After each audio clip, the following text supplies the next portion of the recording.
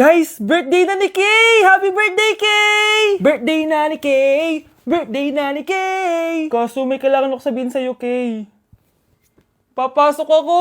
Hindi ko pala kayang umabsent, guys. Bakit? Pag bumagsak ba ako, may magagawa ba si Kay? Kay, binabawi ko na yung sinabi ko dati na pupunta ako sa birthday mo. It's a prank! Hindi mo kilala yung teacher ko, Kay. Yung isang absent na yan, malaking bagay na yan. Hindi ko kayo pipilitin kung ayaw niyong pumasok, pero ako papasok ako. Ang masasabi ko lang sa mga papasok ngayon, tapos na yung maliligayang araw natin. Pwede bang mag-restart na lang ulit sa bakasyon? Sige na, tatanggapin ko na. Napapasok na talaga ako. 4:40 na at 7 AM yung pasok ko, so tara na guys, pasok na tayo. Kay, kung ako sa'yo, i-move mo na lang yung birthday mo ng Sabado para makapunta kami lahat. Totoo ba to? Napapasok na ako? Hindi to totoo, hindi to totoo. Over. Sige na, alis na ako. Breaking news! Mag-end of the world na mamaya! Mag-end of the world na! Mga anak! Sabihin niyo na sa akin lahat ng mga sikreto niyo! Anay! Ako po yung nagnakaw ng 1,000 sa pera mo! Kaya pala wala na akong pera sa pitaka ko? Nay! May jowa ako! Oh, ano naman? 5 sila! Ha? Paano mo na kaya lahat yun? Nay, ang baba po ng mga grades ko ngayon. Huwag ka po sana magalit sa akin. Okay lang yun, anak. Ano ba grade mo? 95. Okay na yun. Ako nga 75, masaya na ako eh. Nay, hindi po ako straight. May boyfriend po ako. Matagal ko nang alam, anak. Tanggap kita. Thank you, Nay. A few moments later. Mari, mag-end of the world na pala. Oo nga, Mari. Nakakatakot. May kailangan kang malaman, Mari. Ha? Ano yun? Ako yung kabit ng asawa mo. Ha? Walang iya ka. Salamat ka, mamamatay na tayo. Kaya pinapatawad na kita. Breaking news. Fake news lang pala ang end of the world. Yun lang. Salamat, fake news lang. Darling, kamusta kayo? Bakit, darling? Manluloko ka! Akala mo di ko alam na kapit mo yung kapbahay natin! Umayos ka dito! Patawarin mo ako, darling! At least hindi tayo mamamatay! Dahil akong papatay sa'yo! Umamin ka nga sa akin, Brianna. Bakit ang daming pera ng wallet mo? Hindi ko po alam, Your Honor. Nangupit ka sa akin, no? Your Honor, i-double check ko lang kung totoo yung sinasabi niyo. Anong Your Honor? Nanay mo ko. Nagsasabi na ito. Anay, alis lang ako. At saan ka na naman pupuntang babae ka? Sa boyfriend ko po, Your Honor. Your Honor, saka din eh. Bawal na umalis, gabi na. Gusto ko siya makita. Gusto ko makita sa mata niya na nasabihin niya sa akin, mahal niya ako. Gusto mo ito makita mo? Joke lang, Your Honor. Anak, nakausap ko yung teacher mo kanina at sabi niya, hindi ka daw pumasok ng school?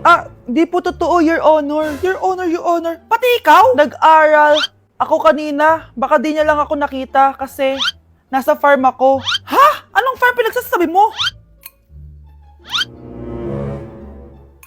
Anak, ba't dila ka ng dila? Butiki ka ba? Nay, sorry. Uso kasi ito, Nay. Ayun na naman tayo sa mga uso-uso. Hindi kayo napapagod, no? Tigilan nyo yan. Mga anak, kain na tayo. Yes, Your Honor. Nandito na kami, Your Honor. Tama na Your Honor nyo. Your Honor, kain na tayo. Tama na! Tumigil na kayo! Your Honor. Hi guys, samahan niyo ako maglaba. Pero, mag-isa lang ako. Samahan mo ako, Bunch. Natatakot ako. Ayaw ako samahan ni Annie, Bunch. Guys, tignan naman no, sobrang tahimik dito. Ito na yung mga lalabhan, guys. And syempre naglalaba tayo dito. Di naman tayo mayaman para araw-araw magpalit at bumili. Guys, nasa 8th floor na ako. Grabe, nakakatakot, oh.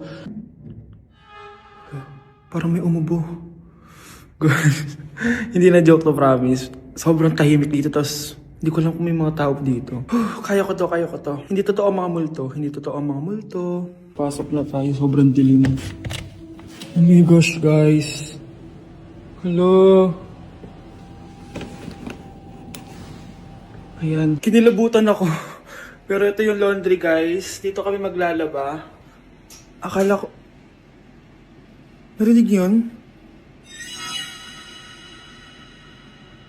Hindi ko alam, baka tinatakot ko lang sarili ko. Okay, pero maglalaba tayo. Actually guys, hindi naman ako matatakot kung may multo dito kasi hindi ko rin naman sila maintindihan. Japanese yung mga multo dito, guys. Nissan, Honda, Mitsubishi. Baka biglang may maghanap ng hustisya dito sa hallway. Makatakot. Bantayan niyo ako, guys, ha. Pag may gumalaw, sabihan niyo lang ako. Comment kayo.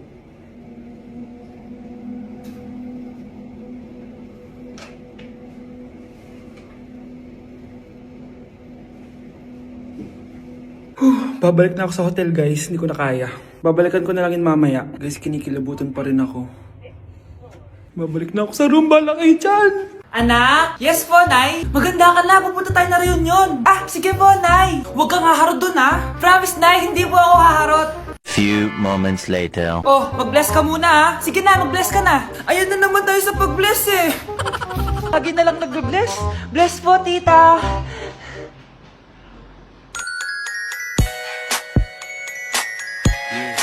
Ang ganda niya. Hello miss, ang ganda mo naman. Parang Sherato. Pwede ko ba makuha number mo? Sure, eto. Ang bait mo naman, pwede ba kitang jowain? Sige, tayo na. May girlfriend na ako! Papakilala kita kay mama. Nay, may girlfriend na po ako. Talaga anak? Eto po siya, Nay. Hello po tita. Ha? Girlfriend? Pinsan mo yan eh. Pinsan? Pinsan pala kita. Hindi tayo pwede. Wow, Edward. Ang ganda naman ng bahay mo. Simula ngayon, Scarlett. Dito ka natitira, ha? Masanay ka na. Matanong ko lang, bakit pala gusto mo akong panagutan? Di ba iniwan mo na ako? Scarlett, hindi naman talaga kita iniwan. Alam mong, kinailangan ko lang sumama ng matagal sa ibang bansa. Kasama yung mga magulang ko. Ang importante, nandito na ako, Scarlett. Bubuo na tayo ng pamilya. Ang sarap naman pakinggan nun. Oh, Scarlett, bakit? Ang sakit ng tiyan ko! Ha? Teka lang, tatawag ako ng nurse, ha? Diyan ka lang. Edward. Buti na lang dumating ka, tita. Ako, Edward, salamat sa pera, ha? Makakasiguro kang kay Scarlett Lato mapupunta. Bakit nandito yung babaeng yan, ha? Paalisin niyo yan! Ha? Anong nangyayari? Scarlett? Anak, di mo ba kilala? Nanay mo ko. Hayaan mo, baka dala lang ng pagbubuntis niya. Tawag lang po ako ng nurse, ha? Scarlett, dyan ka lang, ha? Edward, wag mo akong iwan, please! Wag mo akong iwan dito sa babaeng to! Akala mo ba makakatakas ka sa akin? Binigyan ako ng malaking pera ni Edward, oh. Nakuha ko ng gusto ko. Ngayon, pwede ka na mawala. Nay, wag po, please. Scarlett, pigilan niyo babae niyan! Brianna? Tita, anong ginagawa niyo kay Scarlett, ha? Wala. Ina-adjust ko lang yung unan niya. Napakasama mo, tita. Sariling anak mo, papatayin mo? May ipapakulong ako dito. Ano? Kulong? Edward, nakatakas siya. Scarlett, hayaan mo na siya. Hindi ka na niya pwedeng saktan, ha? Paano yung pera? Buti na nakatakas ako. At least may cheque naman ako. Nasaan na yun? Nasaan na yung cheque? Ito, naiwan niya. Thank you, Edward. Masaya ako para sa inyo, ate. Scarlett, Brianna, hanggat nandito ako, poprotektahan ko kayong dalawa. Hala! Nalipat na naman ako ng classroom! Bakit kinder yung nakalagay dito? Saan yun? Ba't puro mga bata yung nandito? Hi mga bata! Ang lesson natin ngayon ay addition. Sino dito ang makakasagot ng 1 plus 1? Ang dali naman ng lesson dito. Ma'am, 1 plus 1 is equals to 2. Correct! Mga bata, 5 claps para kay Scarlett. Hindi niyo ba alam yun? Mga bata, science na tayo ha? Ilan ang planeta sa solar system natin? Ba't walang nagtataas ng kamay? Ma'am, there are 8 planets in our solar system. Correct! Siguro nag-a-advance reading si Scarlett. Ba't parang walang alam yung mga kaklase ko? Okay, tatatakan ko ng star sa kamay ang makakasagot neto. What are the primary colors? Ha? Ba't ang dadali na subject dito? Last sem, nag-research lang ako eh. Ma'am, the primary colors are red, blue, and yellow. Wow! Mukhang may magiging top 1 na tayo ah. Hala, mukhang magiging top 1 pa ako dito. Namali siya ng classroom. Scarlett Iha, namali ka daw ng classroom, oo.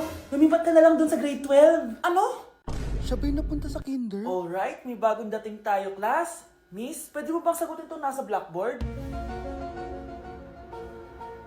Ano yan? Madali lang yan. Madali? Sir, babalik na lang pala ako sa kinder. Buti ba doon magiging top 1 ako? Bye! Anak, nakita mo ba yung cellphone ng tatay mo? Nilagay ko dun sa loob ng kabaong niya bago siya ilibing. Ha? Ba't mo naman ginawa yun, anak? May mga importante laman dun. Baka sakaling buhay pa siya para matawagan niya ako. Ay, Diyos ko talaga tong batang to.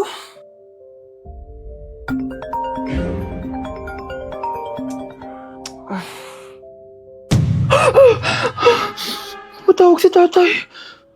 Nay, kailangan natin pumunta sa sementeryo. Tumawag sa akin si tatay. Anak, pwede ba? Wala akong oras makipagbiruan sa'yo. Marami pa ako tatapusin trabaho. Pero Nay, pag di ka pa tumigil, kukunin ko yung cellphone mo. Tay, sumagot ka. Alam kong buhay ka. Sa lahat ng pwede kong makita, ikaw pa talaga. Jessica, tinatawagan ko lang tatay ko. Nababaliw ko na talaga, no? Patay na tatay mo, di ba? Baliw. Hindi, buhay siya. Ito tandaan mo, kapag hindi ka pa tumigil sa kabaliwan mo, susunod ka na sa tatay mo. Sinabihan akong baliw ni Jessica tapos sinaktan niya ako. Totoo naman, di ba? Nabuhay ka. Anak, nabalitaan mo na ba? Ha? Ang alin, Nay? Patay na si Jessica. Natagpuan siyang walang buhay dyan sa may ilog. Ano? Ay, Diyos ko, kawawang bata. Tay, sumagot ka na please. Ikaw! Ikaw ang pumatay sa anak ko! Ano? Eh siya nga to ng away sa akin eh. Ikaw ang huli niyang kasama. Tandaan mo to. Isusunod kita sa tatay mo.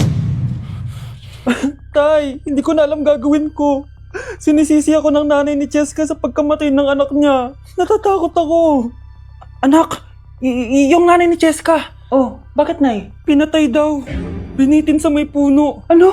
Nakakatakot na dito sa barangay natin, anak. Sinong pumapatay sa kanila? Nay, may tao. Sino po sila? Magandang araw po. Ako po si Detective Jason. Ako ang may hawak sa investigation case sa pagkamatay ni Jessica at ng kanyang nanay. Bakit kayo nandito? Dahil dito.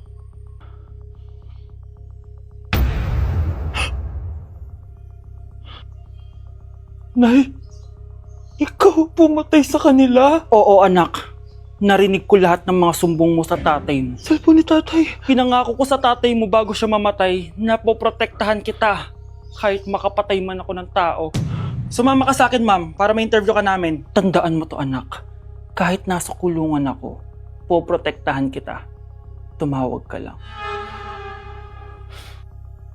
Kuya, try mo po yung sikat na mango na ice cream. Mango na ice cream? Mango is my favorite flavor, so let's try it. Wow, parang ang sarap niya. Tara, bili tayo. So, papunta na ako sa convenience store para hanapin yung famous na mango na yan. Sabi nila meron daw dito sa Vietnam. Kaya pumunta ako dito sa Circle K. Guys, meron dito oh. Hello, kompleto. Guys, excited na ako matry ito. Bilhin na natin. Grabe, napakamahal naman ng mga yan. Ayun guys, binili ko yung mango, yung lemon, tsaka yung peach. Eto na sila. Tikman na natin. Unahin na natin tong si mango kasi ito yung pinakasikat. Sirain ko na. Wow! Mukha talaga siyang mangga in real life, guys. Tapos dito siya hahawakan. Okay, unang kagat.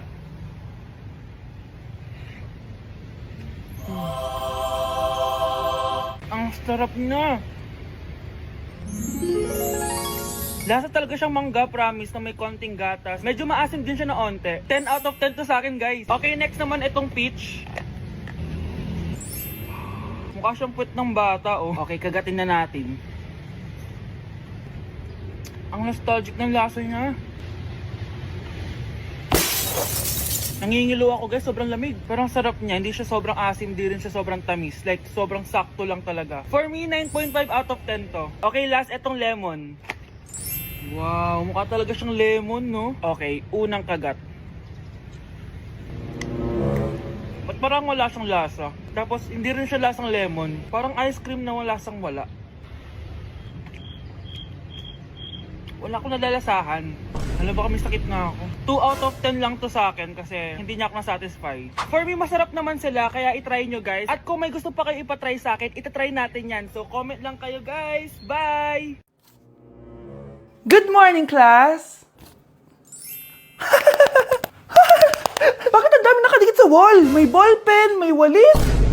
Ma'am, uso kasi to. Ididikit mo yung mga bagay gamit yung wall friction. Parang ganito. O, di ba, ma'am? Ano? Wall friction?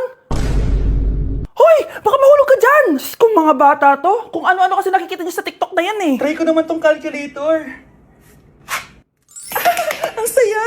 Tingnan niyo, dami ng gasgas ng wall, oh. Tanggalin niyo na yan. Kung hindi, i-absent ko kayong lahat. Guys, si ma'am naman na idikit natin sa pader. Hoy! Mangulong niya kayo! Ma'am, huwag kang matakot, ma'am. A few moments later. Hoy! Ibaba niyo ako dito! Guys, dismiss na daw tayo sabi ni ma'am. Uwian na! Hoy! Isusumbong ko kayo sa principal!